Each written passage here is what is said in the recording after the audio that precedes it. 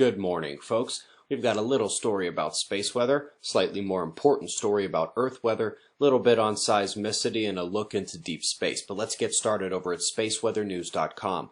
We're finding that the last 24 hours on our star were once again very calm, no solar flares, and we are finally seeing in the solar wind telemetry a little bit of a bump up in the purple solar wind speed, but not much. It appears that the southern coronal hole, the one exiting now, has just grazed us with its system, while the next one comes in from the north.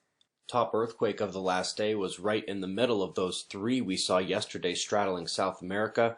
Also not far off from that, we had the Volcán de Fuego go off in Guatemala yesterday. Always pretty when this one lights up the night. Top news story today is about the birth of white dwarfs and their lives in binary systems. Sometimes when this happens, one of the stars in a twin system can become a beautiful Type 1a supernova, but sometimes the other binary star is not kicked out or even pushed too far away, and they are still closely interacting.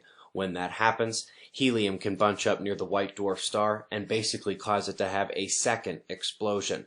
That's what scientists claim to have seen now, a helium explosion destroying a white dwarf star. A quick little alert for the Gulf coastline. Not sure exactly where this one will end up hitting after the models change over the coming days, but we do have a strong storm heading north from Mexico now. We've got your wind maps, storm genesis lesson at earth.nullschool.net, and shots of our star to close. We greatly appreciate your support, and we'll do this all again tomorrow, right here. But right now, it's 5:45 a.m. in the new Valley of the Sun. Eyes open, no fear. Be safe, everyone.